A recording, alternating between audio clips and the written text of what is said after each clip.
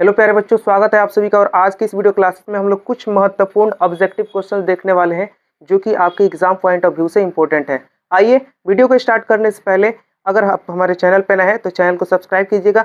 एक एक प्रश्न मैथ के जो भी एग्जाम में पूछे जाते हैं आपके एग्जाम में जरूर आएगा, याद रखिएगा। क्वेश्चन करेंगे, क्वेश्चन के साथ साथ कंसेप्ट को भी करते हुए चलेंगे। तो चलिए पहले क्वेश्चन को करने से पहले हम लोग यहाँ पे पहला नंबर क्वेश्चन क्या है कि निम्नलिखित में से कौन परमेय संख्या है, यानी परमेय संख्या सबसे पहले जान लेते हैं होता क्या है। ठीक है, परमेय संख्या कहते किसे हैं? वैसी संख्या जिसे p बाई क्यू के रूप में लिखा जाता हो और जहां पे q बराबर नहीं हो किसके, जीरो के, उसी संख्या को हम लोग बोलते हैं परमेय संख्या। ठीक है, अगर यहाँ पे जो भी क्वेश्चन होगा उसको सेकेंडों में कैसे करना है तो आइए मैं बताता हूँ। सबसे पहले ऑप्शन की तरफ देखते हैं तो एक सात रूट दो, एक सात रूट दो कितना हो जाएगा? तो आप सभी जानते हैं 2 7 रूट 2। ठीक, 2√7 जो होता है, रूट में कुछ भी हो, अगर रूट में, याद रखिएगा, अगर रूट में अगर कोई पूर्ण वर्ग संख्या नहीं है यानी परफेक्ट स्क्वायर नंबर नहीं है तो सभी की सभी संख्याएं जो होती है वो अपरिमेय संख्या है। तो √7 जो है पूर्ण वर्ग संख्या नहीं है। पूर्ण वर्ग संख्या होता क्या है? तो पूर्ण वर्ग संख्या किसी भी संख्या का वर्ग करने पर जो संख्या प्राप्त होता है वही पूर्ण वर्ग संख्या होता है। इसीलिए कह सकते हैं कि ए जो है परमेय संख्या नहीं है। ठीक है, दूसरी अगर बात किया जाए यहाँ पर देखते हैं, दूसरा अगर देखा जाए मेरे भाई तो यहाँ पर देखिएगा कि 25 रूट, अगर इसका √25 का अगर वर्गमूल निकालते हैं तो 5 आ जाएगा। अब 5 प्लस इधर क्या हो जाएगा? √3 हो जाएगा। आप लोगों को बता दें कि 5 एक परमेय संख्या है लेकिन रूट क्या है? अपरमेय संख्या है। तो एक परमेय संख्या और अपरमेय संख्या का जोड़ जो होता है ना, हमेशा अपरमेय ही होता है। ठीक है, तो याद रखेंगे ये भी ऑप्शन नहीं होगा। अगर 30 चौथे ऑप्शन की अगर बात करें तो इसका वर्गमूल निकालेंगे तो 3 हो जाएगा। और यहाँ पर याद रखिएगा गुने √3 का वर्गमूल 3 ही रहेगा, 3 में √3 से गुना होगा तो हो जाएगा 3√3, जो कि एक अपने आप में अपरमेय संख्या है। यानी हम लोग का जो सही क्वेश्चन का आंसर हो जाएगा 1/√4। 1/√4 यानी कह सकते हैं क्या? 1/2।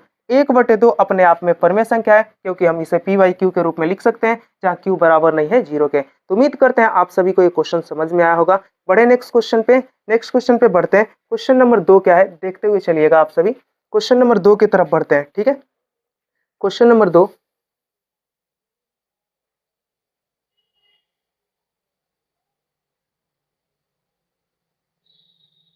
आप सभी के बीच क्वेश्चन नंबर 2 यहाँ पर देख रहे होंगे। क्वेश्चन नंबर 2 है मेरे भाई कि यदि m एक पूर्णांक है, m क्या है? पूर्णांक क्या होता है? तो याद रखिएगा positive number, negative number and zero also is called integer, यानी धनात्मक संख्या, ऋणात्मक संख्या और शून्य को क्या कहते हैं? पूर्णांक कहते हैं। और बोला गया है कि प्रत्येक विषम पूर्णांक का रूप का है। तो यहाँ पर थोड़ा सा कंसेप्ट को समझते हैं। अगर m कोई पूर्णांक है, m क्या है? पूर्णांक है। अगर m में अगर एक जोड़ते हैं, अगर m एक मान लीजिए कि इवन पूर्णांक है, क्या है? इवन पूर्णांक है, तो एक जोड़ेंगे तो क्या बनेगा? तो याद रखिएगा ऑड पूर्णांक बन जाएगा। ठीक है, अगर मान लीजिए m जो है एक ऑड पूर्णांक है, कैसा है? तो याद रखेंगे ऑड पूर्णांक है। तो याद रखेंगे इसमें अगर एक जोड़ते हैं तो क्या बन जाए? इवन पूर्णांक बनेगा। क्या बनेगा? इवन पूर्णांक। यानी क्या बनेगा मेरे भाई? इवन पूर्णांक बनेगा। ठीक है, अगर यहाँ पर अगर बात किया जाए कि m एक क्या है? ऑड पे पहले बात कर लेते हैं। हम m एक जो है ऑड पूर्णांक है, अगर इसमें 2 से गुना किया जाए तो हमेशा इवन बनेगा। ठीक है, और याद रखिएगा अगर इवन पूर्णांक में भी अगर m है और इसमें भी 2 से गुना करते हैं तो हमेशा इवन बनेगा। ठीक है, बस यही एक कंसेप्ट याद रखिएगा। तो यहाँ पे अगर मान लीजिए m ऑड भी हो सकता है, इवन भी हो सकता है, तो इसीलिए इस क्वेश्चन का आंसर नहीं होगा। क्योंकि m एक सम पूर्णांक होगा तो इसमें जोड़ेंगे तो क्या बनेगा? विषम बनेगा। विषम होगा तो सम बनेगा, तो इसीलिए ऑप्शन हट गया। तो ये सम हो सकता है और विषम कुछ भी हो सकता है, इसीलिए नहीं कर सकते हैं। लेकिन विषम पूर्णांक का रूप क्या होगा? m अगर सम हो या विषम हो हमेशा क्या होगा? तो 2 से गुना करेंगे उसमें तो सम ही आएगा, यानी ये भी आंसर नहीं होगा। यानी अगर मान लीजिए 2 से सम में अगर गुना करते हैं तो विषम आएगा और विषम में एक जोड़ देंगे तो क्या हो जाएगा? ऑड पूर्णांक हो जाएगा। यानी इस क्वेश्चन का सही आंसर ऑप्शन डी हो जाएगा। उम्मीद करते हैं आपको इस क्वेश्चन समझ में आया होगा, उम्मीद करते हैं। ठीक है, नेक्स्ट प्रश्न की तरफ बढ़ते हैं। क्वेश्चन नंबर 3 की तरफ बढ़ते हैं। क्वेश्चन नंबर 3 आपके सामने है, देख सकते हैं आप सभी। क्वेश्चन नंबर 3 है निम्नलिखित में किसका दशमलव प्रसार शांत होगा? आइए यहाँ पे मजेदार कंसेप्ट को सीखते हैं। ठीक है, जब भी हमें पूछे शांत और अशांत तो इसके लिए करते क्या है? याद रखिएगा, जब भी शांत और अशांत पूछे, मान लीजिए a बाई क्या लिख दिया? b, इसको ऊपर वाले को आप लोग क्या बोलते हैं? अंश बोलते हैं, और नीचे वाले को क्या बोलते हैं मेरे भाई? हर। अगर हर का अगर हम गुणनखंड करते हैं, क्या करते हैं? गुणनखंड यानी फैक्टर तोड़ते हैं, तो याद रखेंगे अगर गुणनखंड तोड़ते हैं, हर का क्या तोड़ते हैं, गुणनखंड तोड़ते हैं, तो याद रखिएगा अगर वो 4 रूप, याद रखिएगा कितना रूप, 4 रूप। कौन कौन सा, आइए बता रहे हैं। पहला, अगर हर का गुणनखंड करने के बाद 2 का पावर m का रूप का हो, या दूसरा 5 के पावर m का रूप का हो, या तीसरा याद रखेंगे 2 के पावर m और गुने 5 के पावर n का रूप का हो, या चौथा यानी 2 के पावर m और गुने 5 के पावर n का रूप का हो। इसके अलावा अगर कुछ भी आता है, 3 आता है, 3 आता है, 7 आता है, या कोई भी अभाज्य संख्या आती है, तो वो जो होगा शांत नहीं होगा, वो अशांत हो जाएगा। इसीलिए इस बात को आप सभी याद रखेंगे कि जब भी इन सभी रूपों का आए तो वो सभी के सभी शांत कहलाते हैं। बाकी गुणनखंड तोड़ने पर अगर इसके अलावा कुछ ना आए तो अशांत होता है। ठीक है, तो सबसे पहले यहाँ पर देखते हैं, हर 91 का अगर हम लोग गुणनखंड तोड़ते हैं तो हो जाएगा 13 गुने 7। 13 गुने 7 दोनों क्या है, 2 और 5 का रूप का नहीं है, इसीलिए क्या हो जाएगा, दशमलव प्रसार अशांत होगा। अगर बात करें 23, 23 अपने आप में क्या है, तो याद रखेंगे एक क्या है भाई, तो प्राइम नंबर है यानी अभाज्य संख्या है, तो 2 5 के अलावा कुछ नहीं टूट सकता है। उसके बाद आप लोग देखेंगे 45, 45 को अगर तोड़ते हैं तो 9 5 45 होगा, और 9 को लिखते हैं 3 का पावर 2 गुने 5 हो जाएगा, यानी ए भी आंसर नहीं होगा। ठीक है, तो अब यहाँ पर देखिए 80 को हम लोग क्या लिखते हैं, 80 को लिखते हैं 16 5 80, और 16 को लिखा जाता है 2 का पावर 4 गुने और 5 हो जाएगा, यानी 16 5 कितना हो जाएगा, 80। 2 5 के अलावा है, यहाँ पर 5 का फैक्टर कुछ नहीं है, तो क्या है, 1 है, तो यहाँ सॉरी पावर 1 है, तो यहाँ पर देखिए 2 का पावर 4 गुने 5 का पावर 1, यानी एम एन कहने का मतलब है कि एम अलग भी हो सकता है, एन अलग भी हो सकता है, सेम भी हो सकता है, कोई फर्क नहीं पड़ेगा, यानी इस रूप का है, तो इसीलिए ऑप्शन सी इस क्वेश्चन का सही आंसर होगा। इसका दशमलव प्रसार जो होगा वो शांत हो जाएगा। उम्मीद करते हैं आप सभी को ये समझ में आया होगा। नेक्स्ट प्रश्न की तरफ बढ़ते हैं। नेक्स्ट प्रश्न क्या है देखते हुए चलेंगे। चलिए नेक्स्ट प्रश्न की तरफ बढ़ते हैं। ठीक है, और अगले प्रश्न की तरफ बढ़ते हैं। चौथा नंबर क्वेश्चन क्या है, थोड़ा क्वेश्चन देखेंगे। चौथा नंबर दिख रहा होगा क्वेश्चन। ठीक है, 4 नंबर है कि इसको हम लोग क्या लिख सकते हैं, बताइए इसको हम लोग क्या लिख सकते हैं। 0.87 पे बार है।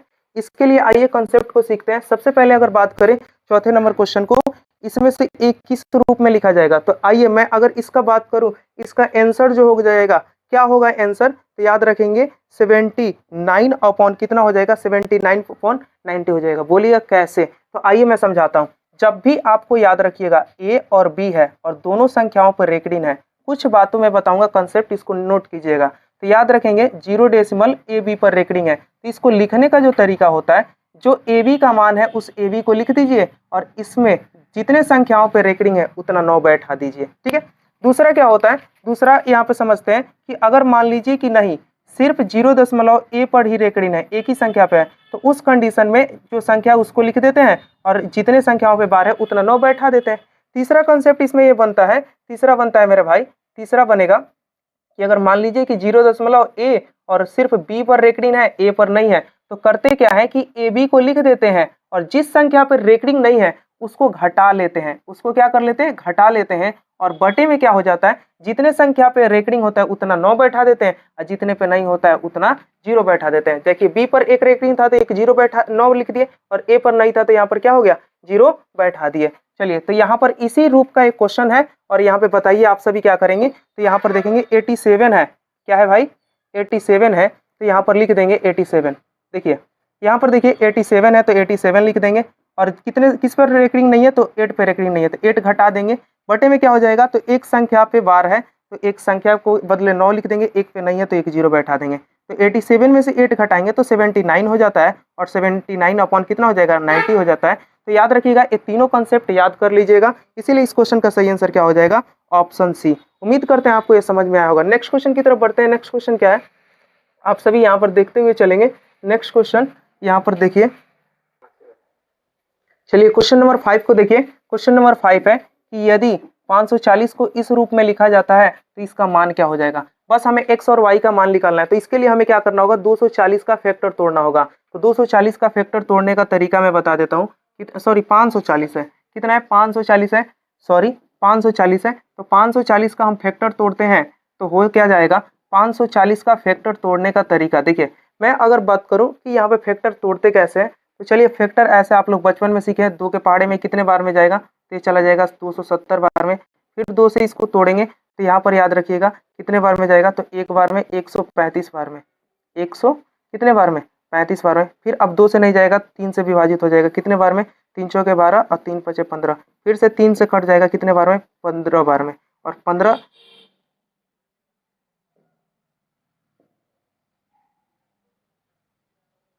फिर 15 आ जाएगा यहाँ पर, और 15 जो है 3 से विभाजित करेंगे तो यहाँ पे 5 आ जाएगा।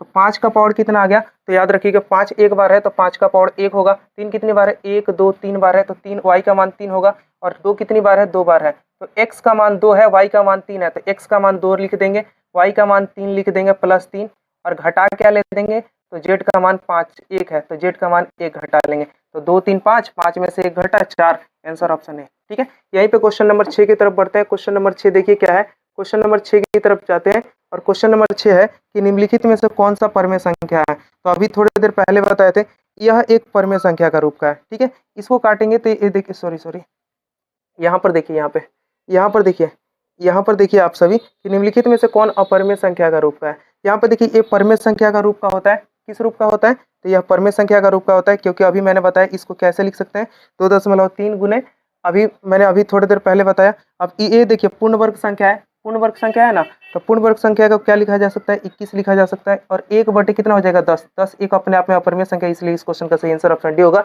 आगे के लिए हम नेक्स्ट टाइम कवर करेंगे। ठीक है, तो या बताइएगा आप सभी को ये वीडियो कैसा लगा, और उम्मीद करते हैं आप सभी को बेहतर तरीके से समझ में आया होगा। ठीक है, जितने भी क्वेश्चन कराए जाएंगे उसको कॉन्सेप्चुअली आप